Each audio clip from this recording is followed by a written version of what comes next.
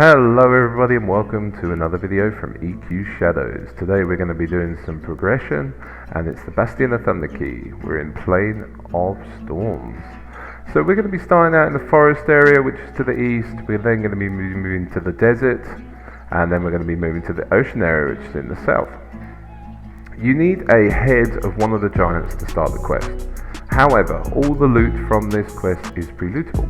So we're going to go around to all the areas, loot it first, and then when we have all the items, we're going to head over and hand them in. So to start the actual quest, you need the head. And like I said, we are going to pre-loot everything, but as the quest goes, you're going to need the head to start, and there it is.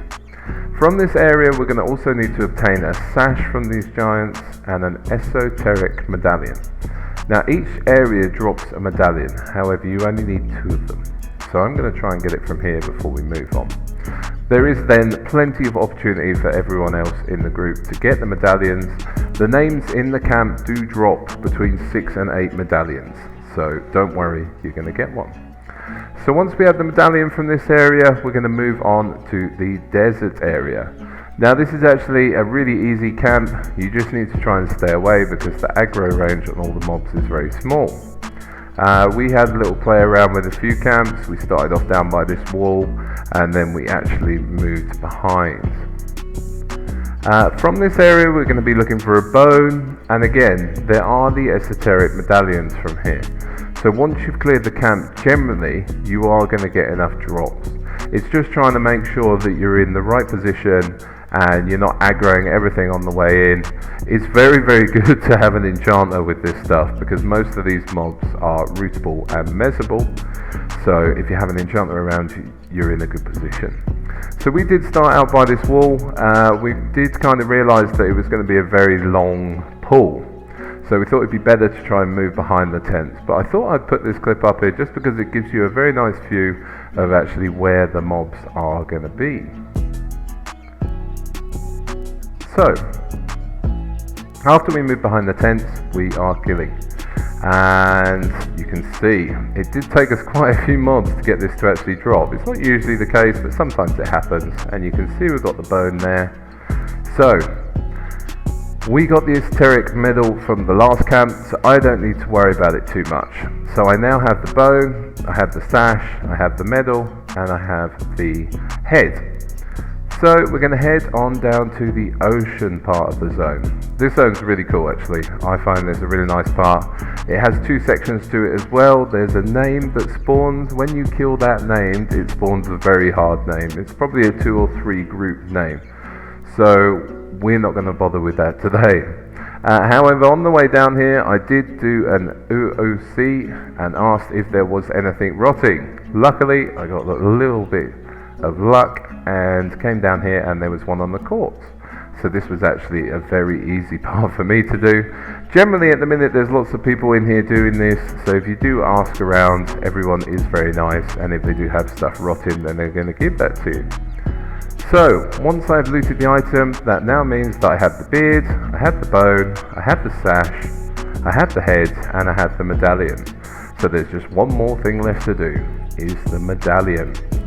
After we had cleared the camp, on the final mob, which took a very long time, and I don't think there was much left after this, we did eventually get the medallion. Fantastic.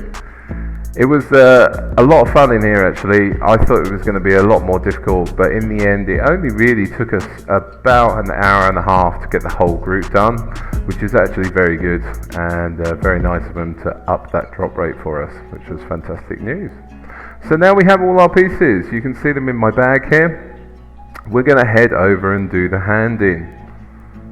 So once we get to the NPC, we're going to go through the text with her, and then after that we're going to get a bag. Once we have the bag, we're going to put the 3 items that got dropped. Okay, we're going to put the bone, we're going to put the sash, and we're going to put the beard into it. You can see I'm just putting it in now. If you right click on the container, put it in the bag slot, it's going to open up. You can see the bone going in now, and then the rest of it's going to go in afterwards.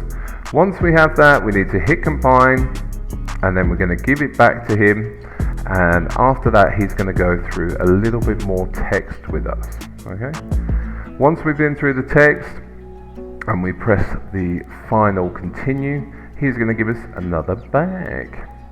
Once we get that bag, we're then going to put the 2 esoteric medals into it. Okay, give him the bag, and he gives us another one back. We're going to put the 2 esoteric medals into the bag, and then we're going to combine them together, and it's going to give us our final item.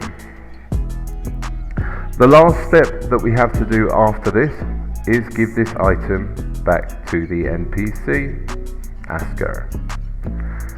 After that, guys, congratulations, you have your Bastion of Thunder key. And really, there's not much left to do, but head over to Bastion of Thunder and zone in. I hope that everyone's enjoyed this video today. I've certainly had a lot of fun making it. There's plenty more to come on progression, and if you've enjoyed this video today, then please do subscribe to my channel down below.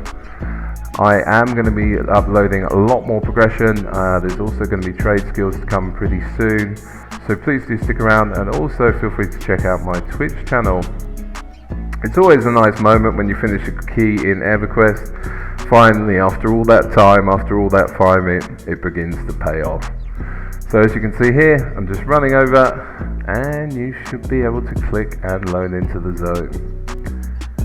After that, of course, there is only one more thing left to do, and that's to zone in, get yourself a group, and go enjoy it, because this is probably some of the best AA XP in the expansion, and also this place does drop a lot of parchments which are for your spell. So thanks again, everybody. Really hope you've enjoyed the video, and lots more to come. Thank you very much for watching. See you later.